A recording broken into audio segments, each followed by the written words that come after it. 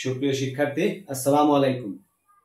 আজকে আমরা শিখব ভূমি থেকে h মিটার উচ্চতায় বা ভূমি থেকে যে কোনো উচ্চতায় অভিকর্ষ ত্বরণ এবং ভূমি থেকে যে কোনো গভীরতায় g এর মান বা অভিকর্ষ ত্বরণের মানের সমীকরণ।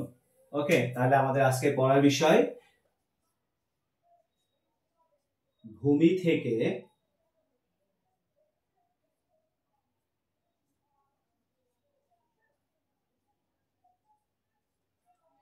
h মিটার উচ্চতায় ও h মিটার গভীরে অভিকর্ষ ত্বরণ g এর সমীকরণ প্রতিপাদন। ওকে, ধরো এইটা হইল পৃথিবী। ওকে, এটা হলো পৃথিবীর কেন্দ্র এবং ভূমির উপরে অর্থাৎ পৃথিবীর ভূপৃষ্ঠের উপরে কোনো একটা বস্তু আছে। ওকে, আমি ধরে নিলাম এটা পৃথিবী, যার ভর আমি ধরে নিলাম m। আর পৃথিবীর উপরে যেমন তুমি মাটির উপর যদি দাঁড়িয়ে থাকো বা মাটির উপর যদি কোনো একটা বস্তু রেখে দাও, ধরে নিলাম সেই বস্তুটার ভর হলো ছোট হাতের m। তাহলে পৃথিবীর কেন্দ্র থেকে এই যে বস্তুটার দূরত্ব, আমি এই দূরত্ব ধরে নিলাম d। তাহলে তুমি জানো যে পৃথিবী সকল বস্তুকেই তার কেন্দ্রের দিকে আকর্ষণ করে। তো আমি জানি তাহলে সেই অনুযায়ী পৃথিবী এই বস্তুটাকে অবশ্যই কি করছে, আকর্ষণ করছে। তো ধরা যাক এই আকর্ষণ বলের মান হলো F। তাহলে তোমরা নিউটনের মহাকর্ষ সূত্র থেকে কি পড়েছো বলতো? আমরা জানি আকর্ষণ বল F ইকুয়াল টু, তুমি কি শিখছো বলতো? G into m1 into m2 by d square, তাই তো? যেমন ধরো এটা একটা বস্তু যার ভর m1, এটা একটা বস্তু যার ভর আমি ধরে নিলাম m2। তাহলে এই বস্তুটার মধ্যে আকর্ষণ বল তুমি কি করে বের করতে বলতো? মহাকর্ষ বলটা তুমি বের করতে এইভাবে না, F equal to G into m1 into m2 by d square, এটা দিয়ে তো করতাম। তাহলে সেম ভাবে এইটা যদি পৃথিবী হয় আর এটা যদি পৃথিবীর উপরে কোনো একটা বস্তু হয়, তাহলে তার আকর্ষণ বল কি হবে? তার আকর্ষণ বল হবে পৃথিবীর ভর, ধরে নিলাম পৃথিবীর ভর, এটাকে আমি ধরে নিলাম m1। ওকে, এটা ধরে নিলাম m2, এটা ধরে নিলাম m2। তাহলে m1 কে আমি এখন প্রকাশ করছি কি দ্বারা? বড় হাতের m দ্বারা, কারণ পৃথিবী তো, তার পৃথিবীকে আমরা বড় হাতের m দ্বারা প্রকাশ করছি। আর পৃথিবীর উপর যে বস্তু আছে তাকে আমি কি দ্বারা প্রকাশ করতেছি? ছোট হাতের m দ্বারা। কথা কি বোঝা গেল? তো যদি কথাটা বোঝা যায় তাহলে দেখো তো, আমি বড় ছোট হাতের m এর জায়গায় আমি কি লিখবো? m1 এর জায়গায় লিখবো বড় হাতের m। আর এই বস্তুটাকে আমি ছোট হাতের m দ্বারা প্রকাশ করছি, তাহলে কি লিখবো? এটা এই m লিখে দিব। তাহলে দেখো তো পৃথিবী আর এই বস্তুর মধ্যে আকর্ষণ বলটা কত হচ্ছে? G ইন্টু বড় হাতের m ছোট হাতের m by d square, right? আচ্ছা, তাহলে এতটুকু যদি বুঝে থাকি তাহলে এটাকে আমরা 1 নাম্বার সমীকরণ দিয়ে রেখে দিই। আবার তুমি তো এটাও জানো যে কোনো বস্তুর উপর পৃথিবীর আকর্ষণ কি? তার অভিকর্ষ বল, আর অভিকর্ষ বলটাই কি? তার ওজন। ওকে, তাহলে মনে রাখবো আমরা আবার বস্তুটির ওজন, ধরো বস্তুটির ওজন W হলে তুমি এটা লিখতে পারো W ইকুয়াল টু mg। অর্থাৎ এই বস্তুটার যে ভর, সেই ভরকে যদি আমি g দ্বারা, g মানে কি বলতো? g মানে হলো অভিকর্ষ ত্বরণ। আচ্ছা, অভিকর্ষ ত্বরণ কি জিনিস তুমি আগে এটা জানার চেষ্টা করো, এই যে ত্বরণটা কি জিনিস। ধরো তুমি এইভাবে a বিন্দু থেকে এই b বিন্দু, b থেকে c এবং c থেকে d একটা বস্তু বা একটা গাড়ি চলছে। ধরা যাক এই গাড়িটা যখন a বিন্দুতে ছিল তখন তার বেগ ছিল 0। ওকে, গাড়িটা চলছিল না, তুমি গাড়িটা স্টার্ট দেওয়া শুরু করলাম। ওকে, তো 2 সেকেন্ড পর আমি ধরে নিলাম যখন b বিন্দুতে বস্তুটা গেছে তখন তার বেগ বেড়ে গেছে। তুমি গাড়ি চালালে কি হবে? বেগ বাড়বে তো, তাই না? ধরা যাক এই বস্তুর বেগ হইছে 4 মিটার পার সেকেন্ড। ধরা যাক 3 সেকেন্ড পর এই বস্তুর বেগ হইছে মনে করো 8 মিটার পার সেকেন্ড। এরপর ডি বিন্দুতে আবার ধরো 3 সেকেন্ড পর বস্তুটার বেগ হইছে মনে করো 15 মিটার পার সেকেন্ড। তাহলে খেয়াল করো তো, এ থেকে তুমি যখন বি তে গেছো তখন বস্তুর বেগ বাড়ছে, আবার বি থেকে যখন সি তে গেলা তখন 4 থেকে 8 বস্তুর বেগ আবার বাড়ছে, আবার তুমি যদি সি থেকে ডি তে যাও বস্তুর বেগ কি হয়েছে, আবার বাড়ছে। তাহলে খেয়াল করো, এই যে এবি বিন্দুতে বেগ বাড়ছে কতটুকু বলো তো? এবি তে বেগ বৃদ্ধি তুমি বলতেই পারো কত বলো তো, আর শেষে হয়েছে কত, 4, আগে ছিল কত, 0। ওকে, তাহলে কতটুকু বেগ বাড়ছে, 4। দেখো তো এই 4 বেগ বাড়ছে কয় সেকেন্ডে, 2 সেকেন্ডে। তাহলে আমি বলতেই পারি 2 সেকেন্ডে বেগের বৃদ্ধি, 2 সেকেন্ডে বেগের বৃদ্ধি কত, 4। তাহলে 1 সেকেন্ডে বেগের বৃদ্ধি কত, 4/2। তাহলে এটা কত হবে, 2 হবে। তাহলে এই যে প্রতি সেকেন্ডে কোনো বস্তুর বেগ যতটুকু বৃদ্ধি পায় তাকে আমরা বলি হচ্ছে তার ত্বরণ বলা হয়। তাহলে এখানে ত্বরণ আসলো কি করে, এখন খেয়াল করো। ধরো তুমি কোনো একটা বস্তুকে উপর থেকে ছুঁড়ে মারলা, এখন ভাবো এই যে পৃথিবী থেকে তুমি একটা বস্তুকে উপরের দিকে ছুঁড়ে মারছো, এখন বলো এই বস্তুটা যদি এই জায়গায় থাকে তখন ধরা যাক বস্তুটা এই জায়গায় আছে, হ্যাঁ, তাহলে পৃথিবীর ভূমি থেকে অনেক উঁচুতে আছে, তাহলে এই সময় বস্তুটাকে বেশি পৃথিবী আকর্ষণ করবে, নাকি যদি বস্তুটা এই জায়গায় চলে আসে তাহলে বেশি আকর্ষণ করবে? অবশ্যই তুমি খেয়াল করো, তুমি যখন পৃথিবীর কেন্দ্র থেকে দূরে আসো তখন কি হবে, আকর্ষণ কম। তুমি আগে পড়ে আসছো এই যে বর্গের ব্যস্তানুপাতিক হয়, অর্থাৎ বস্তু থেকে যদি পৃথিবী থেকে যদি বস্তুর দূরত্ব বেড়ে যায়, পৃথিবী থেকে যদি বস্তুর দূরত্ব বেড়ে যায় তাহলে কি হয়, আকর্ষণ কমে যায়, তাই না? আর যত কাছে আসবে তত কি হবে, আকর্ষণ বাড়বে। তাহলে খেয়াল করো, যদি কোনো বস্তুকে তুমি উপরের দিকে ছুঁড়ে মারো তাহলে সে যত উঁচুতে থাকবে পৃথিবী কিন্তু তাকে তত কম আকর্ষণ করবে, আর যত কাছে আসবে তত কি করবে, বেশি আকর্ষণ করবে। তাহলে ভাবো যদি বস্তুটা এইখানে থাকে তার আকর্ষণ যদি কম হয়, এখানে কি হবে, আকর্ষণ অবশ্যই বেশি। তাহলে বলো তো বস্তুটা যখন নিচের দিকে পড়বে তখন এই জায়গায় তার বেগ বেশি না এই জায়গায় বেগ বেশি হবে? অবশ্যই এটা যে 1 বিন্দু ধরি, এটা যে 2 বিন্দু ধরি, তাহলে তুমি বলতেই পারো 2 বিন্দুতে কিন্তু কি হবে, বস্তুর বেগ বেশি হবে। কেন? কারণ বস্তুকে বেশি জোরে টান দিচ্ছে পৃথিবী, তো যত জোরে টান দিবে তত কি হবে, তার বেগ বাড়বে।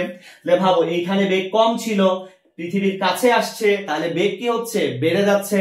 আবার যদি আরো কাছে আসে তাহলে বেগ কি হবে, আরো বৃদ্ধি পাবে। তাহলে বলতেই পারি পৃথিবীর আকর্ষণের জন্য বস্তুর কি বাড়তে থাকে, যত নিচের দিকে আসে তত বেগ বাড়তে থাকে।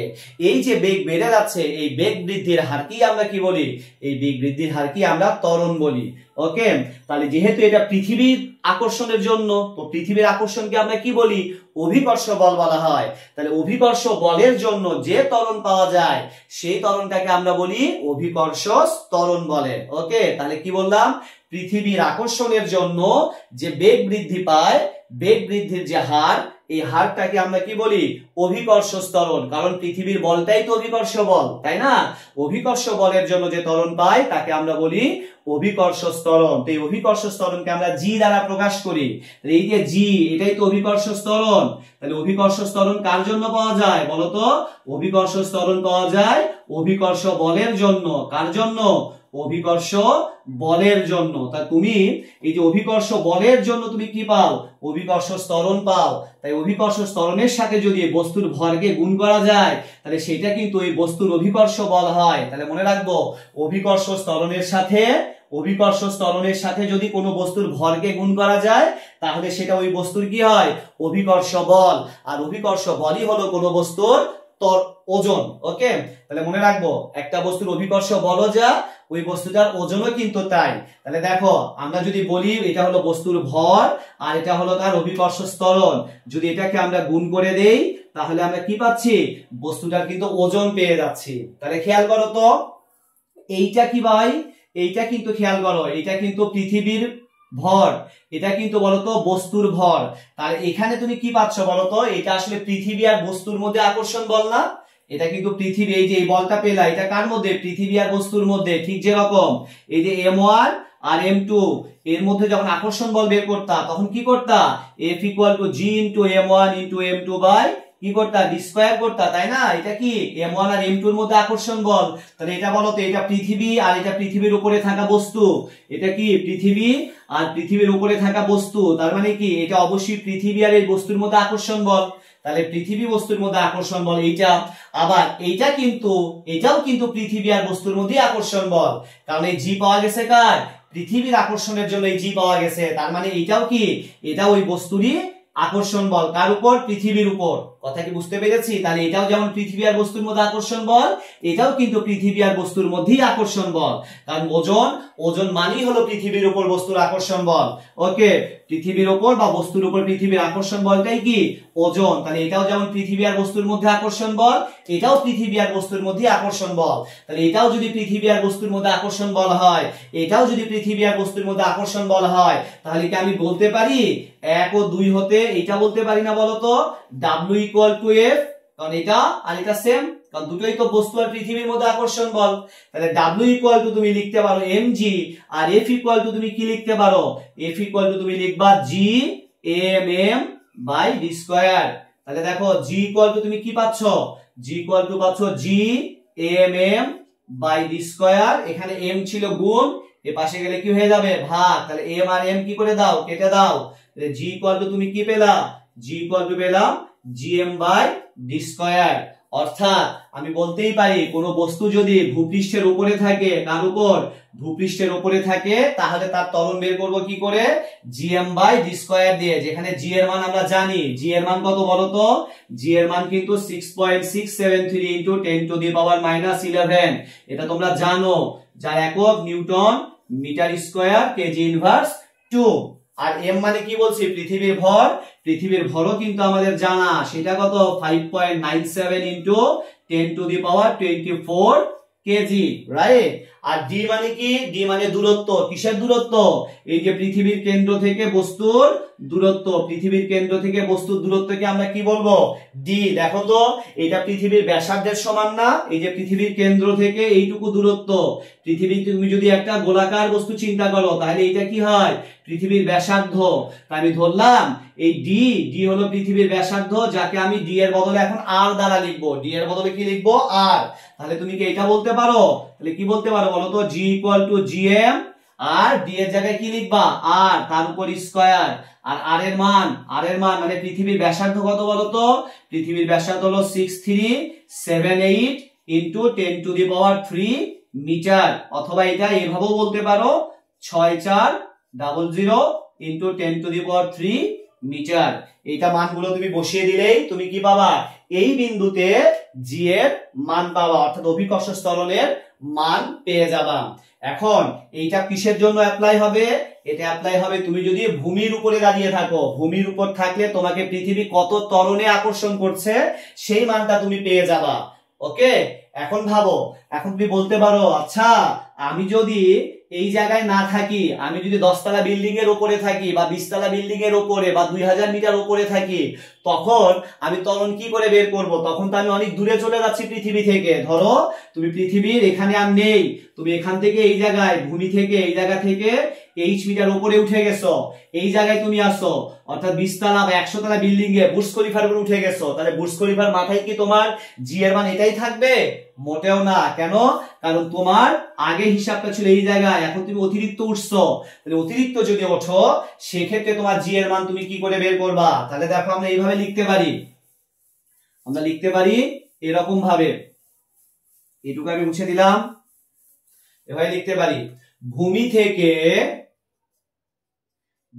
থেকে h মিটার উচ্চতায় অভিকর্ষ ত্বরণ উপরের দিকে, তাই আমি উপরে প্রাইম দিয়ে দিলাম, g প্রাইম যদি হলে, এটার জায়গায় আমি কি লিখবো বলতো, g প্রাইম = Gm, তুমি h মিটার উপরে উঠছো না ভাই, তাহলে এখন d এর জায়গায় কি লিখবো, d এর জায়গায় আমরা আগে r লিখছিলাম, ওকে, r প্লাস কি লিখবো, h লিখে দিব, কারণ h মিটার উচ্চতায়, দেখো এটাকে r এর জায়গায় লিখলে কি হইতো, r², তাহলে r এর উপর স্কয়ার মানে কি দূরত্বের উপর স্কয়ার, কিন্তু এখন কি দূরত্ব r তো না, এখন তুমি উপরে উঠে গেছো, এই জায়গায় উঠছো, এই যে এখানে ছিল তোমার r, আর এইটুকু ছিল h, এই জায়গায় উঠছো, তার মানে এখন দূরত্ব কতখানি, এখান থেকে এতখানি, তো এইটুকু r, এইটুকু h, তাহলে দূরত্ব তোমার কত, r প্লাস h হয়ে যাচ্ছে দূরত্ব, তাই r প্লাস h এর উপর হোল স্কয়ার করে দিব। কথা কি বুঝতে পেরেছি? এখন দেখো এইটাকে আমি 3 নাম্বার সমীকরণ দিয়ে রাখি আর এটাকে আমি 4 নাম্বার দিই, তাহলে আমি 3 এবং 4 এর মধ্যে সম্পর্ক বানাই। দেখো 3 ভাগ যদি 4 করে তাহলে কি পাবো বলতো, G by G prime equal to এটার মান কত, এটার মান হলো gm by r square into, আচ্ছা ভাগ ছিল ভাগ করছি তাহলে গুণ করে দাও, গুণ করলে কি হবে এটা উপরে উঠে যাবে, আর plus H whole square by gm। দেখো gm আর gm কিন্তু কেটে যায়, কেটে গেলে কি হচ্ছে এখানে, এখানে তুমি লিখতেই পারো বা g by g prime equal to আমি লিখবো এখানে কি পাচ্ছি r plus h by r, এর উপর হোল স্কয়ার এর উপর স্কয়ার। দেখো এটাকে কিন্তু আমি এভাবে লিখতে পারি g by g prime equal to আমি লিখবো, দেখো এটাকে এভাবে লিখতে পারি না, r plus h by r তার উপর হোল স্কয়ার এর উপর স্কয়ার এর উপর স্কয়ার, একবারে দিয়ে দিলাম, লিখতে পারি। ওকে তাহলে দেখো এটাকে এভাবে লেখা যায় g by g prime equal to, এটাকে এভাবে লেখা যায় না, দেখো তো r by r plus h by r তার উপর স্কয়ার, এই যে r by r plus h by r square করে দিলাম, r আর কেটে যায়, তাহলে এখানে হচ্ছে g by g prime equal to, দেখো এটা কাটলে হয় 1 plus h by r square. Okay তাহলে আমরা কি ধরছিলাম, আমরা h মিটার উচ্চতায় অভিকর্ষ ত্বরণ ধরছিলাম g প্রাইম, তাহলে g প্রাইম ইকুয়াল টু কি হবে, এই যে g প্রাইম, ওকে এই g প্রাইম ভাগ ও পাশে পার করে দেই আর এটাকে এই পাশে নিয়ে আসি। ওকে তাহলে লিখতে পারি 1 plus h by r square equal to কি লিখবা, g প্রাইম লিখে দিলাম। ওকে দেখো এটাকে আমরা এইভাবে লিখতে পারি এখন, বা g প্রাইম ইকুয়াল টু তুমি কি লিখবা, g, দেখো এটা ভাগ অবস্থায় আছে না, এটাকে আমি পাশাপাশি লিখি তাহলে কত হবে 1 প্লাস h বাই r, এখানে স্কয়ার আছে স্কয়ার দিয়ে দিলাম, কিন্তু বলো তো এই রাশিটা কোথায় আছে, নিচে আছে, এটাকে আমি উপরে লিখছি তাই উপরে যেহেতু লিখছি তাই এখানে আমরা একটা মাইনাস দিয়ে দিব, অর্থাৎ এটা পাশাপাশি লিখলে স্কয়ার তার সামনে একটা কি দিয়ে দিব মাইনাস। ওকে তাহলে দিয়ে দিলাম, এটাই হলো তোমার ভূপৃষ্ঠ থেকে, এই যে ভূমি থেকে h মিটার উচ্চতায় অভিকর্ষ ত্বরণ g প্রাইম এর সমীকরণ, তাহলে g প্রাইম ইকুয়াল টু কি, g into 1 plus h by r to the power -2। বুঝতে পেরেছি? তাহলে দেখো এতটুকু আশা করি বুঝতে পেরেছো। এখন দেখো তুমি বলতে পারো আচ্ছা আমি যদি এখন উপরে না গিয়ে ভূমির ভেতরে ঢুকি তাইলে কি হবে, তাহলে দেখো আমরা আরো একটা সমীকরণ এখান থেকে প্রমাণ করব।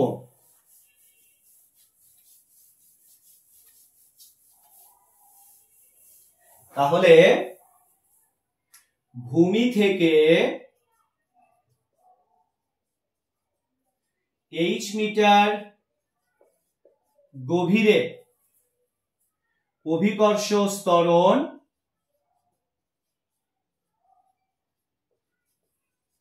g1 হলে আমরা কি লিখবো এবার, ওকে তাহলে g1 ইকুয়াল টু আমরা লিখবো gm বাই, এবার দেখো তো এবার খেয়াল করো, এই যে খেয়াল করো এটা হলো পৃথিবী, তুমি এটা হলো কেন্দ্র, এইটুকু হলো তোমার ব্যাসার্ধ, এখন তুমি ভূমি থেকে কোথায় ঢুকছো, ভেতরে ঢুকছো, ধরা যাক তুমি এই জায়গায় আসছো, এই জায়গায়, ওকে তাহলে এইটুকু নিচে আসছো তার মানে h, এবার তোমার টোটাল এতখানি ছিল r, r থেকে h টা কি দিবা তুমি বাদ দিবা, তাহলে r minus h whole square.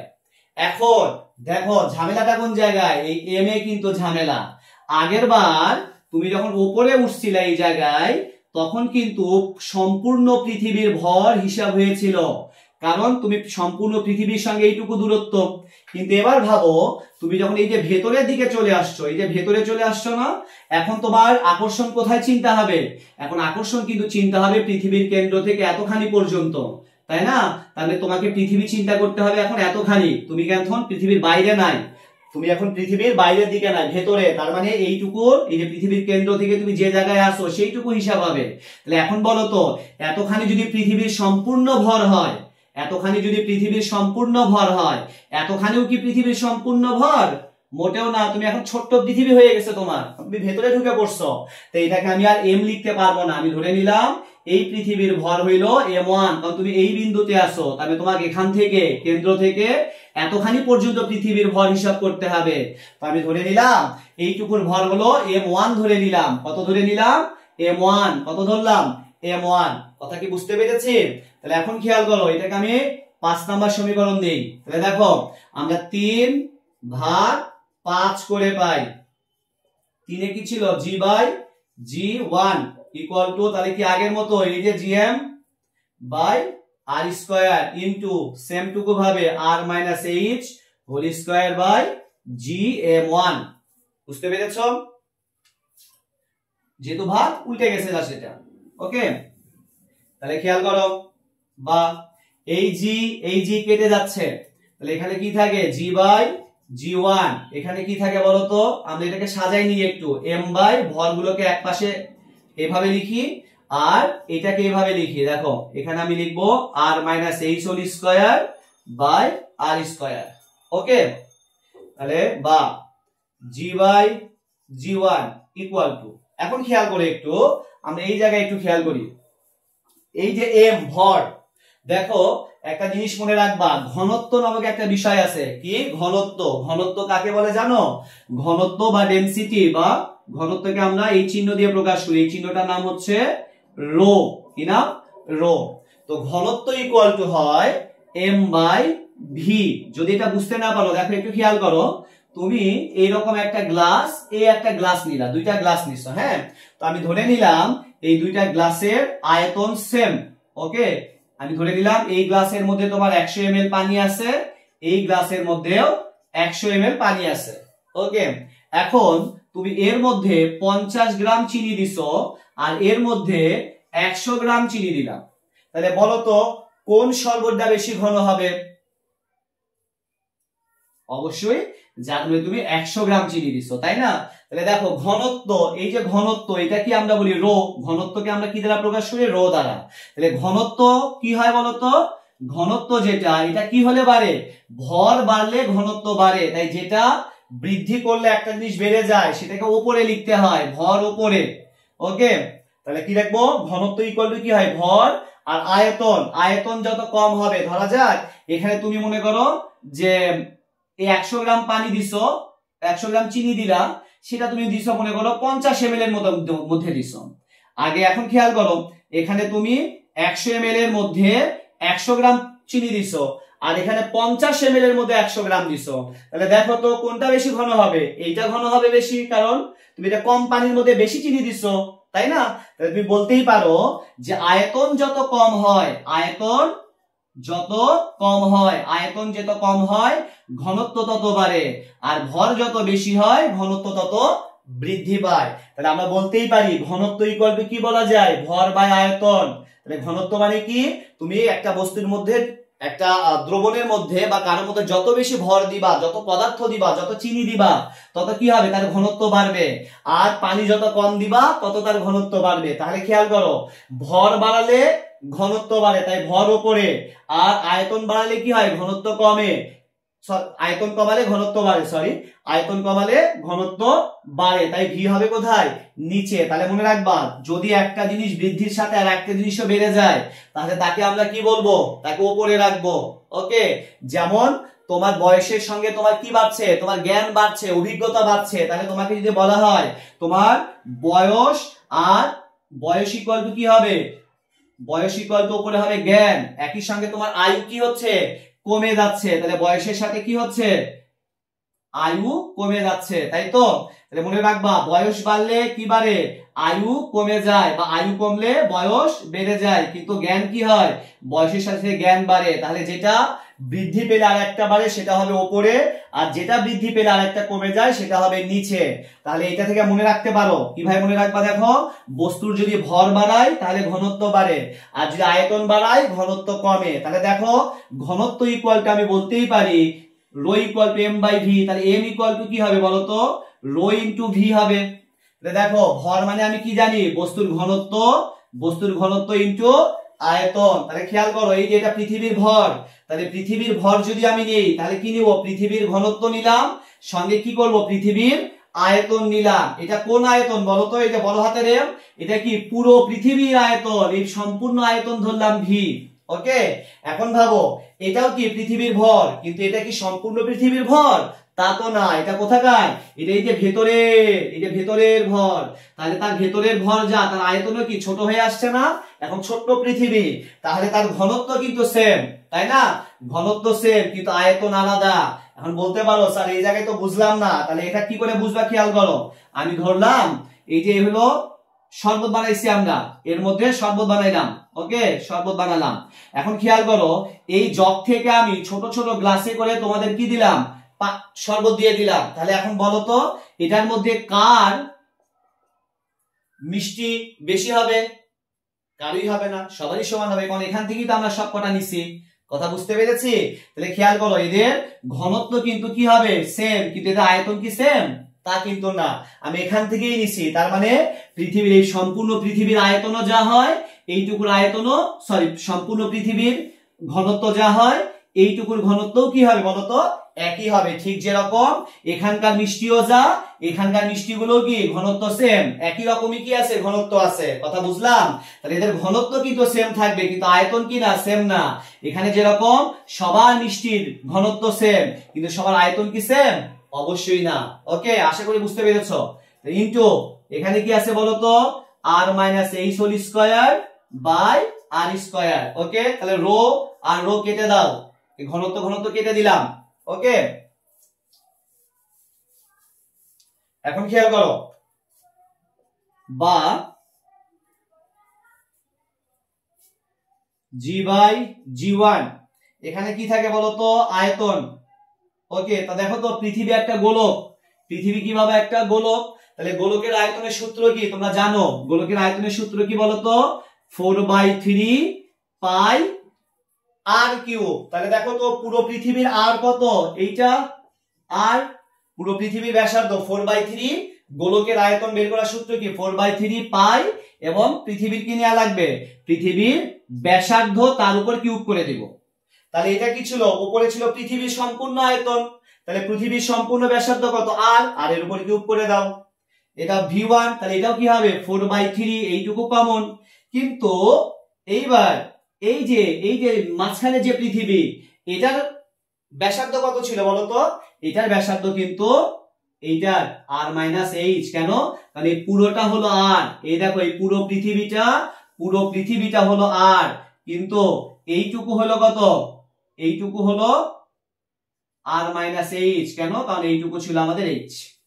Okay, দেখো খেয়াল করো, এই পুরোটা হলো আর, এইটুকু হলো এইচ। তাহলে এইটুকুর মান কেমনে পাবা, এইটুকুর মান হলো টোটালটা থেকে এইটুকু বাদ দিলেই পাবা। তাহলে ওইটাই ছিল কি, এই যে অংশটার ব্যাসার্ধ r মাইনাস এইচ, তার উপর স্কয়ার করে দিলাম। ওকে, তাহলে r মাইনাস এইচ তার উপর কিউব করে দিলাম আমরা। ওকে, তাহলে দেখো 4/3 পাই কেটে যায়, আর এখানে তোমাদের যেটা ছিল সেটা বসায় দাও, এই যে r minus h whole square by r square. Okay, তাহলে দেখো কি থাকে, g বাই g1, এখানে কি থাকে বলতো, r কিউব, এখানে কি r minus h whole cube into r minus h whole square by r square. Okay, দেখো আর স্কয়ার আর কিউব কাটলে এখানে থাকে r, আর এইটা দিয়ে তুমি যে এইটাকে কাটো, এটা স্কয়ার এটা কিউব, তাহলে কি থাকে r মাইনাস এইচ। তাহলে g by g1 equal to কি, উপরে থাকতেছে r আর নিচে থাকে r মাইনাস এইচ। ওকে, এটাকে আমরা একটু উল্টাই দিই, g1 কে উপরে দিই, g কে নিচে দিই, তাহলে এটাকে উপরে দিই সেটা নিচে, তাহলে এটাও কি হবে r minus h by r। বুঝতে পেরেছো? তাহলে খেয়াল করো, আগের মতো এটাকে লেখা যায় না এভাবে, g1 by g equal to কি লিখবা, r by r minus h by r। দেখো ওই যে r by r minus h by r আগের মতোই, আর কেটে দাও, তাহলে কি হয় g1 by g equal to এখানে থাকবে কত, 1 মাইনাস h বাই r। ওকে, তাহলে g1 ইকুয়াল টু কত, তাহলে g1 ইকুয়াল টু কি লিখবা, g into 1 minus h by r। বুঝতে পেরেছো? তাহলে খেয়াল করো, আমরা তাহলে তিনটা সমীকরণ পেলাম। কি কি পেলাম বলতো, তিনটা সমীকরণ পেলাম আমরা এখান থেকে। ওকে, তাহলে 1 ভূমিতে বা ভূপৃষ্ঠে জি বের করার সূত্র কি বলতো gm/r²। ভূমি থেকে h মিটার উচ্চতাকে আমরা জি প্রাইম দিয়ে উচ্চতায় উপরে দাগ দিছি আমরা। ওকে, এটার সূত্র কি ছিল বলতো g * 1 - h/r⁻²। ওকে, আর ভূমি থেকে h মিটার গভীরে g1 কি পাইছিলাম g * 1 + h/r, আর এটা কত 1 - h/r। ঠিক আছে, দেখো আমরা এটাতে ম্যাথ করতে পারি কিভাবে, তোমাকে কি টাইপের ম্যাথ দিতে পারে। আমরা এটা মুছি।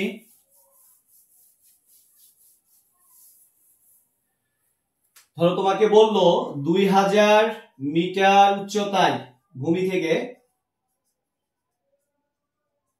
থেকে 2000 মিটার উচ্চতায়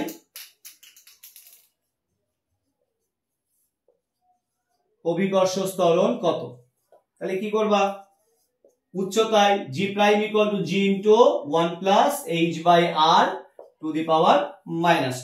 এই তো, দেখো জি এর মান তো আমরা সব সময় জানি, মনে রাখবা জি এর জানা মান হচ্ছে 9.8, ভূমিতে 9.8।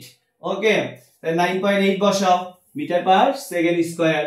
ওকে, 1 + h এর মান কত 2000, আর মানে কি পৃথিবীর ব্যাসার্ধ, সেটার মান আমরা কত বলছিলাম 640000⁻²। করে দাও, ক্যালকুলেশন বসালেই মান বেরিয়ে যাবে। আবার তোমাকে যদি বলা হয় ভূমি থেকে, এখানে অ্যানসার বের করবা 1500 মিটার উচ্চতায় অভিকর্ষ ত্বরণ কত।